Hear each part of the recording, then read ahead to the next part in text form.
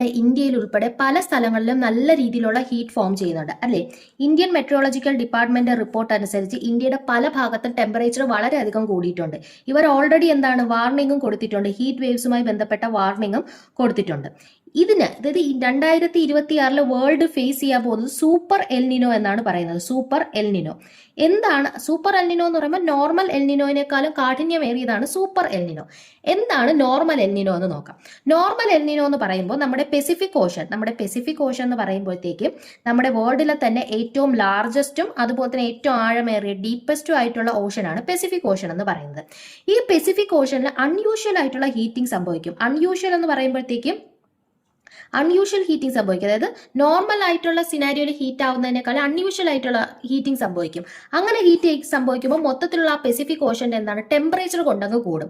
അപ്പൊ ടെമ്പറേച്ചർ കൂടുമ്പോൾ ഇത് കുറച്ച് എമൗണ്ട് ഓഫ് വാട്ടറിലൊന്നും അല്ല ടെമ്പറേച്ചർ കൂടുന്നത്, ട്രില്യൺസ് ഓഫ് ലിറ്റർ ഓഫ് വാട്ടറിലാണ് ഈ ഒരു ടെമ്പറേച്ചർ കൂടുന്നത്. അപ്പൊ ഈ ട്രില്യൺസ് ലിറ്റേഴ്സ് ഓഫ് വാട്ടറിൽ ഈ ഒരു ടെമ്പറേച്ചർ കൂടുമ്പോൾ നല്ല രീതിയിൽ ഹീറ്റ് പുറപ്പെടുവിക്കും. അത് ടോട്ടൽ വേൾഡിലെ തന്നെ ക്ലൈമാറ്റിക് ചേഞ്ചിന് കാരണമാവും. ടോട്ടൽ വേൾഡിലെ തന്നെ മൺസൂൺ പാറ്റേൺ അത് കംപ്ലീറ്റ് ആയിട്ട് ചേഞ്ച് ആക്കും. ഇതാണ് നമ്മൾ എന്തെന്ന് പറയുന്നത്, എൽനിനോ എന്ന് പറയുന്നത്. ഇതാണ് നോർമൽ എൽനിനോ.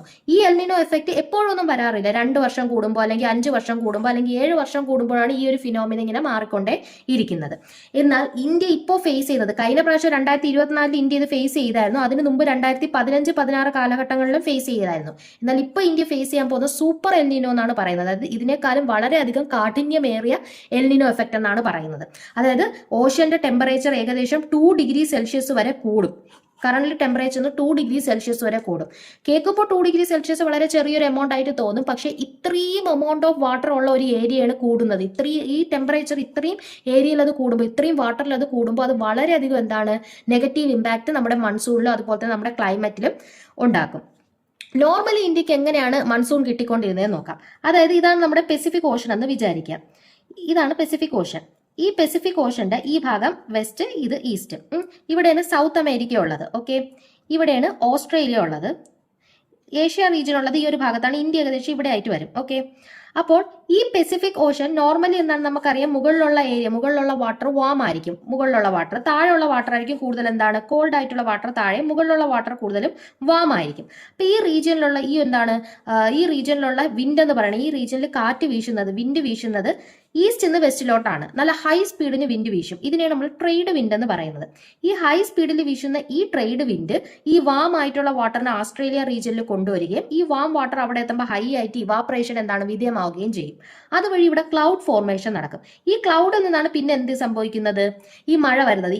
ഈ ട്രേഡ് വിൻഡ് വീണ്ടും ഇത് ഇങ്ങോട്ടേക്ക് ക്യാരി ചെയ്ത് ഇന്ത്യ പോലുള്ള ഏഷ്യൻ റീജിയനുകളിൽ മഴ പെയ്ക്കുന്നത്, മൺസൂൺ സമയത്ത് മഴ പെയ്ക്കുന്നത് ഈ ഒരു ട്രേഡ് വിൻഡാണ്. ഇതാണ് നോർമൽ ഫിനോമിന.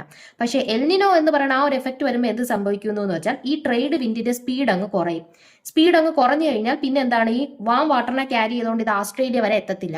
സ്പീഡ് കുറഞ്ഞ് ഏകദേശം പെസിഫിക്കിന്റെ നടുക്കൊക്കെ വരുമ്പോൾ ഇതങ്ങ് നിൽക്കും. അപ്പൊ ഇവിടെ തന്നെ ക്ലൗഡിന്റെ ഫോർമേഷൻ നടന്ന് പെസിഫിക് ഓഷനിൽ തന്നെ അങ്ങ് മഴ പെയ്യിക്കും. ഓസ്ട്രേലിയ വരളും, ഭയങ്കര ഡ്രൈ ആവും. ബുഷ് പോലുള്ള ഏരിയയിൽ നല്ല രീതിയിൽ ഫയർ പടർന്ന് പിടിക്കും.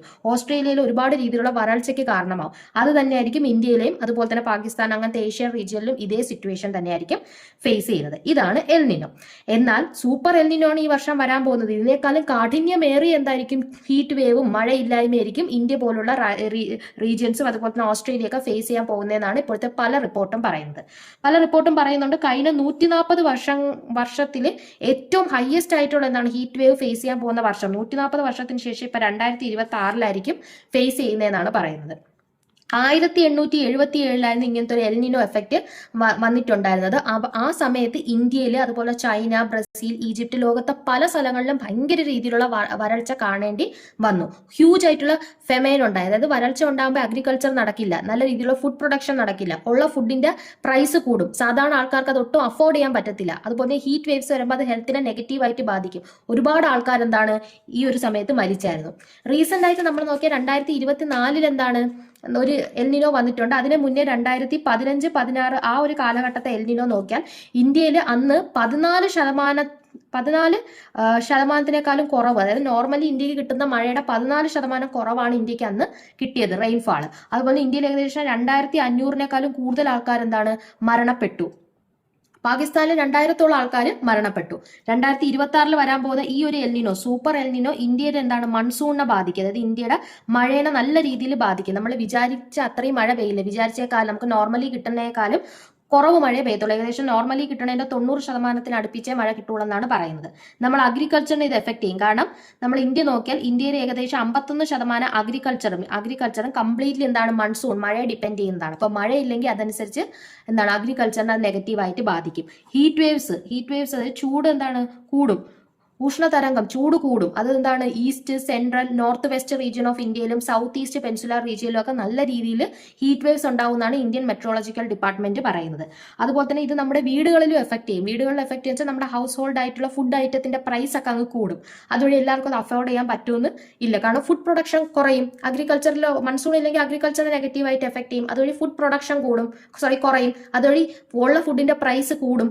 ഇതൊക്കെ എന്താണ് നമ്മുടെ ഹൗസ് ഹോൾഡിനെ എഫക്ട് ചെയ്യും. അപ്പം നല്ല രീതിയിൽ എന്താണ് ഇന്ത്യയിൽ ഇപ്പം ഭയങ്കരമായിട്ട് ചൂട് കൂടുമെന്നാണ് പറയുന്നത്. താങ്ക്